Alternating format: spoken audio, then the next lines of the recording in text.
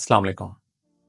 रमज़ान का महीना जारी व सारी है और हम में से अक्सर लोग रमज़ान के महीने में ज़कात अदा करते हैं। वैसे ज़रूरी नहीं है कि रमज़ान के महीने में ज़कात अदा की जाए, क्योंकि हर बंदे का साइकिल डिफरेंट होता है कि कब उसके पास एक माल जमा हुआ और कब उसका साल मुकम्मल हुआ और अब उसके ऊपर ज़कात फ़र्ज़ हुई।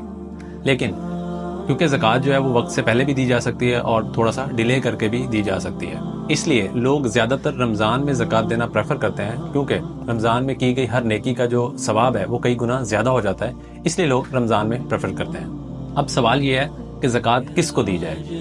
हमारे यहाँ ज़्यादातर लोग जो है वो ज़कात किसी मस्जिद, मदरसे, किसी ट्रस्ट जैसे ईदी फाउंडेशन, अल खिदमत, शौकत खानम, इस तरह के किसी भी खैराती इदारा जो होता है उसको दे देते हैं। आप इनको दें, ज़रूर दें, लेकिन आपकी माली मदद और स्पेशली ज़कात के जो सबसे ज़्यादा हकदार हैं वो आपके करीबी रिश्तेदार हैं, और उनमें भी सबसे ज़्यादा हकदार आपके बहन भाई हैं अगर वो गरीब हैं।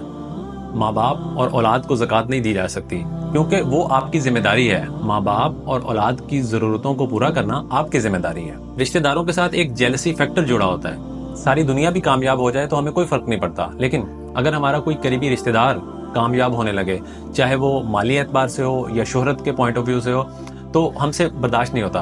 एक जेलसी फैक्टर जुड़ जाता है साथ। इसीलिए अल्लाह ताला ने जब कुरान पाक में माँ बाप का जिक्र किया तो साथ में करीबी रिश्तेदारों के साथ भी हुस्न सलूक का जिक्र किया, क्योंकि ये काम जरा मुश्किल है, वहाँ पे जरा जोर लगता है। आपका जो नफ्स है वो आमादा नहीं होता उनके साथ हुस्न सलूक करने के लिए। अब देखें कि अल्लाह ताला कुरान पाक में क्या कह रहे हैं, और हमारे यहाँ काम बिल्कुल उल्टा है। जो सके बहन भाई हैं उनके साथ दुश्मनियाँ चल रही होती हैं, और जो करीबी रिश्तेदार हैं उनके साथ बोलचाल, आना जाना सब बंद होता है, और यारों दोस्तों के ऊपर खूब माल लुटाया जा रहा होता है। तो खैर, हम बात कर रहे थे कि ज़कात किसको दी जाए।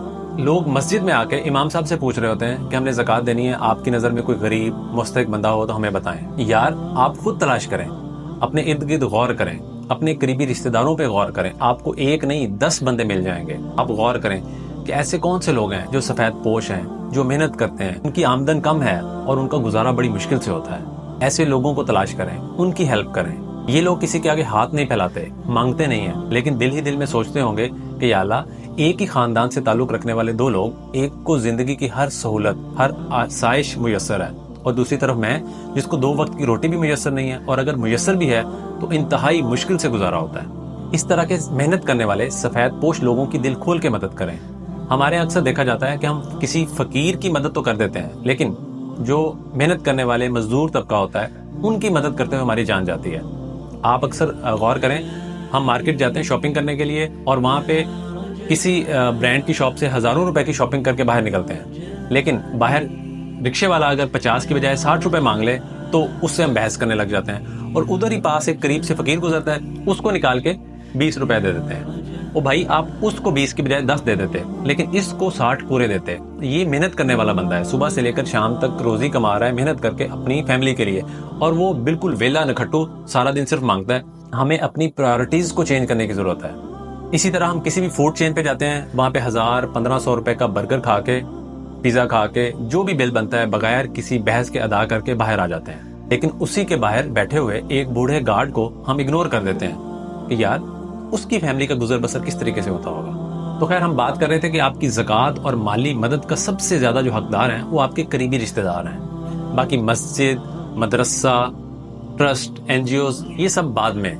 मैं यहाँ पे ये बात क्लियर कर दूं कि मैं इनको देने से मना नहीं कर रहा। आप इनको दें, जरूर दें, दिल खोल के दें, लेकिन आपको सिर्फ ये समझने की जरूरत है कि किसी मस्जिद या मदरसे का पंखा या AC 2 दिन नहीं चलेगा तो कोई मसला नहीं है, लेकिन अगर किसी गरीब का चूल्हा 2 दिन नहीं चलेगा तो वो बहुत बड़ा मसला है। और आखिरी बात कि क्या ज़कात बताकर देना जरूरी है कि भाई ये ज़कात के पैसे हैं, ये आप रख लें?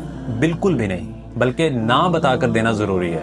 आप इमेजिन करें कि खुदा ना खास्ता आपके ऊपर बुरे माली हालात आ जाते हैं, और कोई बंदा आपको आकर कहता है कि भाई ये ज़कात के पैसे हैं, क्या आप ज़कात ले लेते हैं? क्या आप ज़कात के मुस्तहिक हैं? तो ये रख लें। उस टाइम आपके दिल पर क्या गुजरेगी? एक्चुअली बात यह है कि हमारे ऊपर कभी इस तरह के बुरे हालात आए नहीं हैं, इसलिए हम उस कैफियत से नावाकिफ हैं। दूसरों की इज्जत नफ्स का ख्याल रखें। किसी की इज्जत नफ्स को मजरू करके उसको अपने आप की नज़रों में गिरा के उसकी मदद की तो क्या मदद की?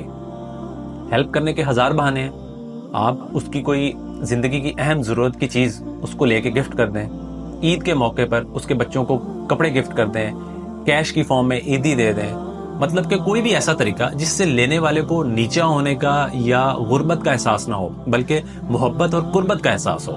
لیکن ظاہر ہے یہ سب کرنے کے لیے آپ کو پہلے اپنے تعلقات کو نارملائز کرنا ہوگا۔